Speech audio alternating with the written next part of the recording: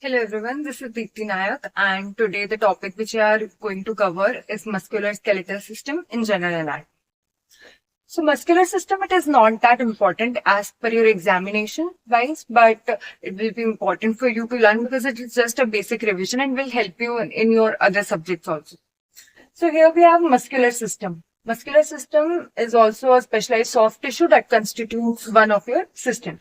Now we have structure of skeletal system and it is of three types: skeletal muscle, smooth muscle and cardiac muscle. So basically there are three types of muscle: skeletal muscle, smooth muscle and cardiac muscle. Skeletal system is basically found in limbs and smooth muscle is found in visceral organs like our gut. Cardiac muscle in heart. Skeletal muscle is long in shape and is cylindrical in structure, and smooth muscle is of spindle-like structure. Cardiac muscle is short and cylindrical. We all have learned it in NEET examination as well in class 12. So it's just a basic revision. We'll move towards new topic as soon as we complete this. It is unbranched. It is also unbranched, and cardiac muscle is the only muscle which is having branched muscle.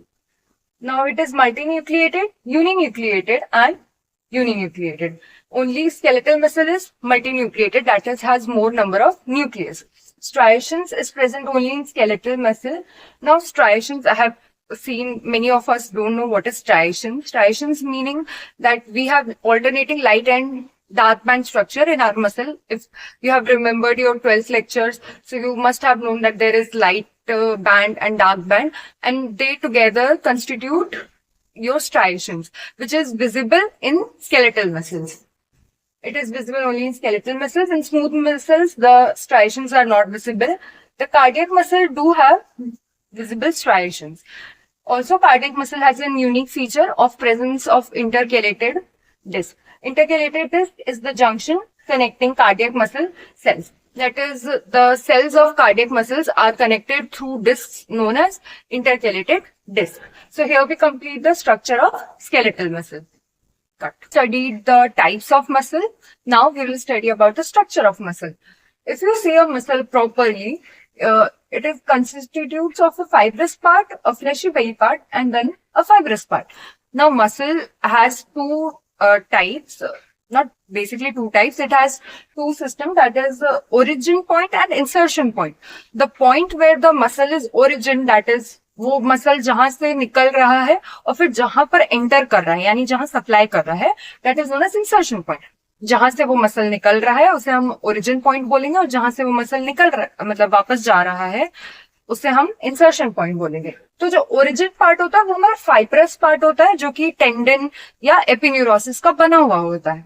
और जो part जहां पे contraction feel होता है उसे हम fleshy बेली part कहते हैं. और जहां पे वापस से वो मसल इंसर्ट हो जा रहा है उसे हम फाइब्रस पार्ट कहते हैं. कोई भी मसल हमारी बॉडी में ऐसा एक जगह से स्टार्ट होके नहीं एक जगह इंसर्ट होता है.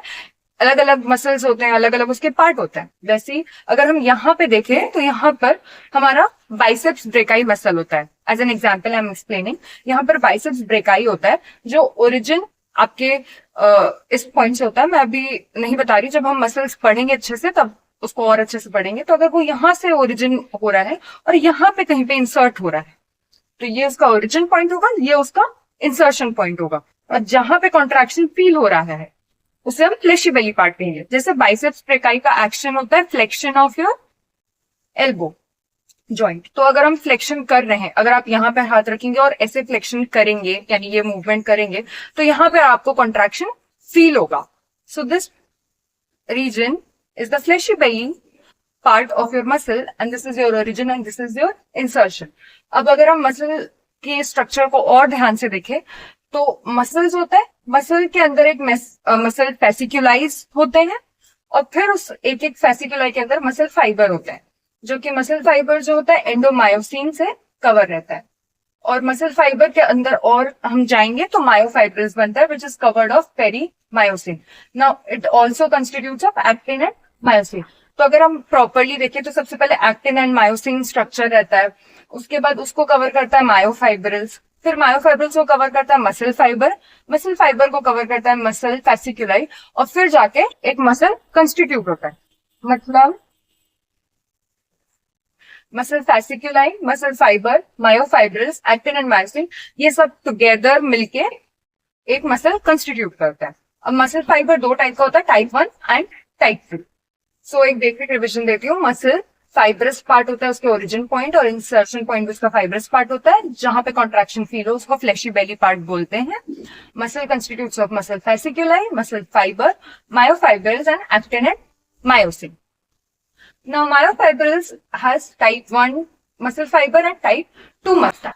So, we have studied about two types of muscle fiber, that is type 1 and type 2.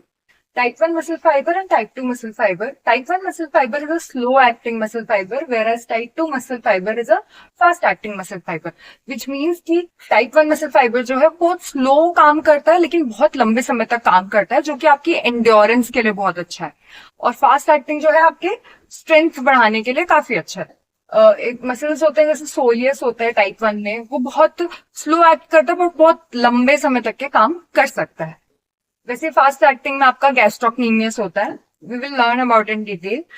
Type 1 red in colour, type 2 white in colour. Type 1 slow contraction and type 2 fast contraction and fast acting. Type 1 muscle fiber is rich in myoglobin. It has more mitochondria and has more blood vessels.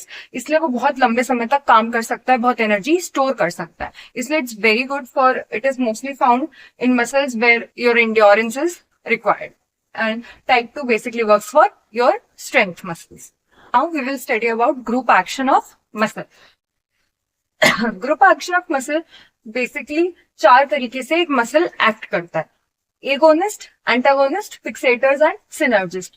Agonist होता है prime movers. अब कोई भी movement अगर आपको करनी है तो एक मसल होता है जो प्राइमरली उस मूवमेंट को कराता है, उस मसल को हम बोलते हैं एगोनिस्ट। एंटागोनिस्ट वो मसल जो उसके अपोजिट एक्शन करता है, एग्जैक्ट अपोजिट। अगर कोई मसल आपका फ्लेक्शन कराने में मदद करता है तो एक मसल आपका एक्सटेंशन कराने में मदद करता है, और वो मसल भी बहुत जरूरी होता है ताकि वो उसके अगेंस्ट अपोजिट एक्शन करके उस मसल के एक्शन को और अच्छे से करवा सके। That is antagonist. फिक्सेटर्स वो मसल्स या वो जॉइंट्स आपके, या वो मसल्स जो फिक्स करके रखते हैं उस मूवमेंट के दौरान, ताकि आपके बाकी जो बोन्स है और मूवमेंट है वो अच्छे से हो सके। सिनर्जिस्ट वो मसल्स जो उस मसल्स के मूवमेंट के अलावा, यानी प्राइम मूवर्स के अलावा, आपकी मदद करे उस एक्शन को कराने में। जैसे एक गोनिस्ट में एग्जाम्पल है यहाँ पे बाइसेप्स।